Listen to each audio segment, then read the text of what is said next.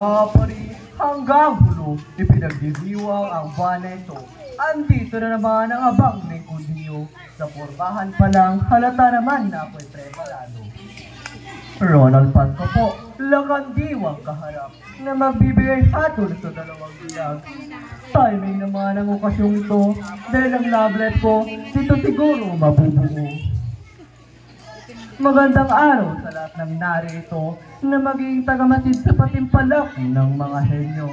Pagdedebatiyan ang mainit na issue. Kabataan nga ba'y nagiging sakit na sa ulo dahil sa pag-ugali, sumusunod na rin sa uso? Siligaya na matagal ko nang kinikinatan. Mailap talaga at ako'y nahihirapan. Iyon pala ay laking probinsya. Busog sa pangaral at pagmamahal ng kanyang lola. Aba, anong sinasabi ng torpeng ito?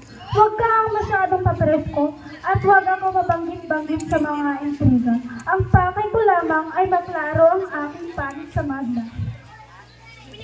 Nagsabi ko lamang sa mga narito na ikaw ay galing salamin na ugaling katutubo. At ito namang paparating sa entablado, si Princess Almay boses ng pagbabago. Wala akong panahon ng pagbeso-besuhan. Ano itong pag-uusapan, madaling at tuldukan?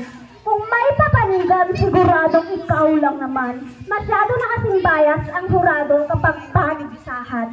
Natural, kontrabida ang labas ng isang tulad ko. Akala niyo kasi lahat ng harapal ay dulot ng pagbabago. Natural na pabalang kung sumagot ang bagay sa henerasyon ko. Kasi, syempre, it's the threat. But it doesn't mean di na kami magalak. Aha! Yun na nga ang problema sa mga katulad mo.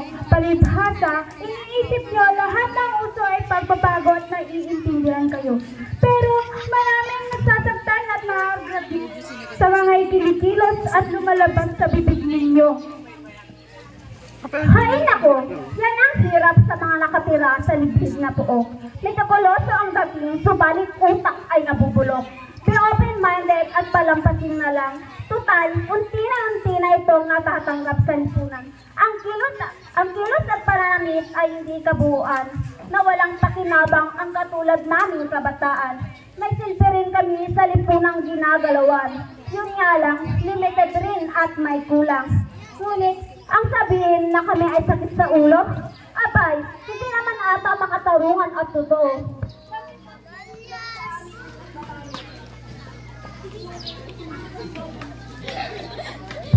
No. Ngunit, ang puso ay markadong Pilipino. Hayun, ikaw pala ay Pilipino na turingan.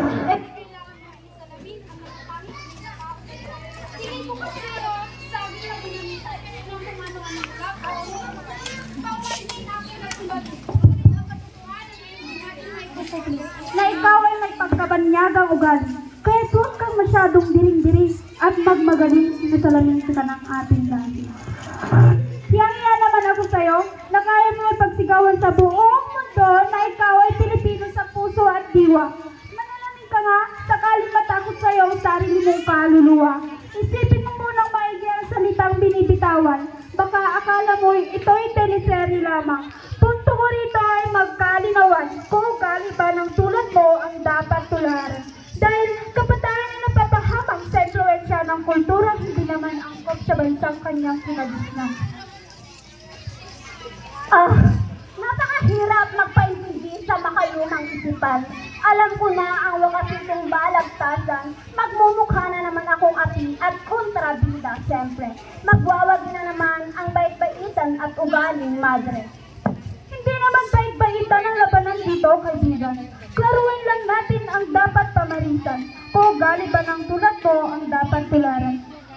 Upang mamulat ang mga kabataan at sila ay maging responsable at mapakinabangan ng bayan. Buti naman nasa solve na ang laban. Hindi na ako malalagay sa alangan. Walang masasaktan sa dalawang cute na ladies. Pwedeng magaget ng ligaw at dumiskarte. Mahirap naman talaga kasing maging taga-pamagitan. Lalo na kung pareho silang matimbang sa puso ko at isipan. Kailangan ba talaga? Sino ba ang nag-imbento nitong balagtasan? Hoy, uuwi na naman ako nitong bokya at talunan. Anong sundo, Gino? Ikaw ang hinihintay upang magsarado ang entablado. Hindi ba pwedeng dalawa kayo o sa susunod na lang na Agosto? Hindi pwede. Ano ka, Hilo? Ay, malungkot ko na inaanunsyo na sa pagkakataong ito, tinatapos ko na ang pagtatalo. Siligaya ang wagi na dapat pamarisan. At si Princess Almay, pwede lang, akin na lamang. Oops, biro lang po. Kayo'y aking pinapatawa lang naman. Pero wala na pong oras, kaya ako'y magpapaalam hanggang sa muli mga kaibigan. No.